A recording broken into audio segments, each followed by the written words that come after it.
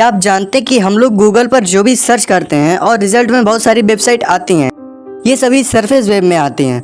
और आपको ये जानकर भी हैरानी होगी कि ये टोटल इंटरनेट का केवल 5% है, यानी कि हम लोग बेसिक इंटरनेट का केवल 5% ही यूज करते हैं। और कई बार गूगल पर कुछ सर्च करने पर हमें कोई भी रिजल्ट देखने को नहीं मिलता है, तो ये कैसे होता है। और जैक फरोज नाम का एक व्यक्ति था जिसने अपने फ्रेंड को एक मेल भेजा था जिसमें कि उसने उसे कुछ बताया था, लेकिन हैरानी की बात तो ये थी कि ये मेल उसकी मौत के 6 महीने भेजा गया था। इंटरनेट की दुनिया में हुई कुछ हैरान कर देने वाली घटनाएं जिनका आज तक कोई हल नहीं मिला है, हम जानेंगे इस वीडियो में, तो वीडियो को एंड तक जरूर देखना। और हाँ, चैनल पर अगर नए हो तो चैनल को सब्सक्राइब कर लेना। जैक फरोज नाम का एक व्यक्ति था जिसने अपने एक दोस्त को एक मेल भेजा था जिसमें उसने बताया था कि वह उसे देख रहा है, उसका घर काफ़ी गंदा दिख रहा है, इसलिए उसे उसकी सफाई कर लेनी चाहिए।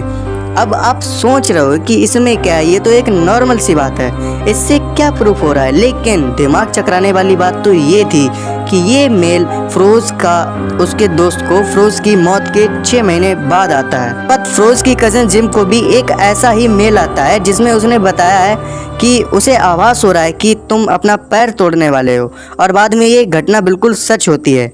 जैक फरोज की ईमेल के बारे में जब फरोज की माँ से बात करी गई तो उन्होंने बताया था कि ना ही उसकी मेल का पासवर्ड किसी के पास में था और ना ही किसी ने उसकी ईमेल को हैक किया था, और इस मेल के बाद में किसी को इस तरह की कोई भी मेल नहीं जाती है। अब यहाँ पर एक फैक्ट है, कुछ वेबसाइट होती हैं जो आपके ड्राफ्ट में सेम मेल को 30 से लेकर 52 दिन के अंदर खुद ही फॉरवर्ड कर देती हैं, लेकिन ये मेल 3 महीने बाद जाता है। और इस केस में भी अगर देखा जाए तो इस तरह का कोई भी सबूत नहीं मिला था। तो ये इंटरनेट की मिस्टीरियस घटनाओं में से एक थी, सिकाडा 3301। इस पहेली के बारे में शायद आपने पहले कभी सुना हो। में से बहुत सारे लोग होंगे जिनको पजल सॉल्व करना तो बहुत ही अच्छा लगता होगा, और कभी ना कभी सभी ने कई सारी पजल सॉल्व भी किए होंगे। पर क्या आप जानते हैं एक ऐसी पजल के बारे में जिसे दुनिया में कोई भी सॉल्व नहीं कर पाया, और इस तरह की पजल के पीछे कौन है ये भी किसी को नहीं पता। मिस्ट्री की शुरुआत होती है 5 जनवरी 2012 से, जब 4chan वेबसाइट पर एक यूज़र ने एक रैंडम पिक अपलोड की थी जिसमें केवल लिखा था कि हम लोग हाईली इंटेलिजेंट लोगों को ढूंढ रहे हैं। उसके लिए हमने एक टेस्ट रखा है। इस फोटो में एक मैसेज है, गुड लक 3301। इस इमेज में केवल इतना ही था। अब केवल इस इमेज को देखोगे तो लग तो नहीं रहा है कि यहाँ पर कोई पहेली है या यहाँ पर कोई और मैसेज है, लेकिन जब आप इसे किसी टेक्स्ट एडिटर में ओपन करके देखोगे तो यार वहाँ पर लास्ट में तुम्हें मिलेगा सीजर साइफर। साइफर का मतलब किसी ऐसी लाइन से हो सकता है कि जिसका कोई वास्तव में मतलब होता है, मतलब कुछ भी लिखा है लेकिन उसका वास्तव में कोई मतलब है, लेकिन उसे उल्टा पुल्टा करके ऐसा बना दिया जाता है ताकि उसे कोई समझ ना पाए। इस पजल को आगे सॉल्व करने पर या तो कोई इमेज मिलेगी या कोई लिंक बनेगी जो कि पजल को सॉल्व करने आगे बढ़ाएगी, और साथ ही साथ आपको इस रियल दुनिया में भी कई जगहों पर जाना पड़ता है पजल को सॉल्व करने के लिए, जिससे कि आगे के क्लू मिलते हैं। इस पजल को सॉल्व करने पर लास्ट में ये किसी डार्क वेब में पहुंच जाएगी।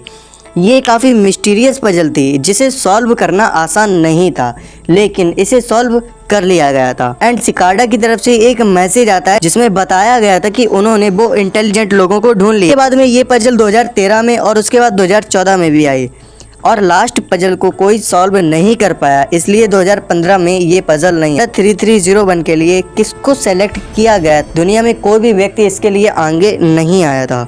ये मिस्ट्री इंटरनेट की दुनिया की बहुत बड़ी मिस्ट्री थी।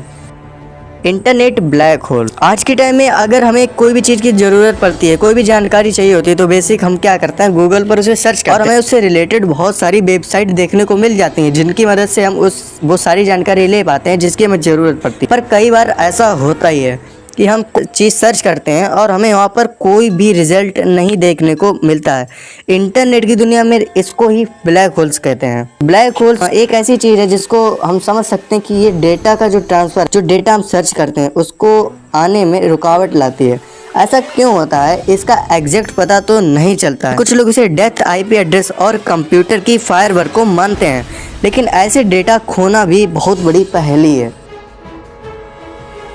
एक मारियाना वेब। मारियाना वेब को जानने से पहले हम जान लेते हैं वेबसाइट के बारे में। तो सबसे पहले आती है सरफेस वेब। यानी कि विजुअल वेब। वेब का ये वो पार्ट है जो आम लोगों के लिए आसानी से उपलब्ध है और इसे किसी भी सर्च इंजन के द्वारा खोजा जा सकता है, या इसे हम ऐसे भी कह सकते हैं कि ये इंटरनेट का वो पार्ट है जिसे दुनिया में कोई भी यूज़र कहीं से भी बिना किसी स्पेशल परमिशन के एक्सेस कर सकता है। और आपको ये जानकर हैरानी होगी कि सरफेस वेब पूरे इंटरनेट का केवल 5% है। इसके बाद में आती है डीप वेब।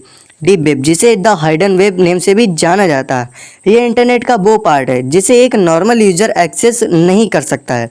डीप वेब को एक्सेस करने के लिए आपको चाहिए एक स्पेशल यूआरएल, एक स्पेशल वेबसाइट के लिए, एक स्पेशल सर्वर के लिए एक एड्रेस, और उस एड्रेस में आपको चाहिए परमिशन कि आप उस इंफॉर्मेशन को एक्सेस करने के लिए एलिजिबल हैं। वेब में जो डेटा है वो किसी बड़ी कंपनी का हो सकता है, या किसी यूनिवर्सिटी, गवर्नमेंट या किसी बैंक के बारे में भी हो सकता है, और जब तक आपके पास में उसका एड्रेस नहीं हो तब तक उस पर पहुंचना मुश्किल है। डीप वेब के बाद में आती है मारियाना वेब। डीप वेब को तो एड्रेस के द्वारा एक्सेस किया जा सकता है, लेकिन मारियाना वेब को आप तभी एक्सेस कर सकते हो जब आपके पास खुद वो वेबसाइट हो, या फिर उस वेब को एक्सेस करने की आपके पास हो।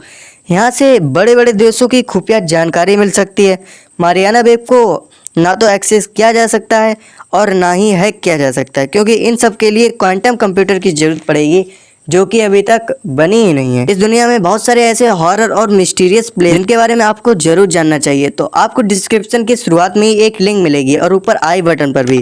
इस वीडियो को जरूर में हम लोग एक्सप्लोर करने वाले हैं दुनिया की कुछ ऐसी जगहों के बारे में जो काफी हॉरर और काफी मिस्टीरियस हैं। अगर आप चैनल पर नए हो तो यार चैनल को सब्सक्राइब करके हमारी यूट्यूब फैमिली के मेंबर से जरूर बने। और हाँ, वीडियो में अगर कुछ भी पसंद आए तो यार वीडियो को लाइक जरूर कर देना। अगर आपका कोई सजेशन है तो कमेंट करके जरूर बताना। इस सीरीज की नेक्स्ट वीडियो की लिंक डिस्क्रिप्शन में पड़ी है। Thanks for watching.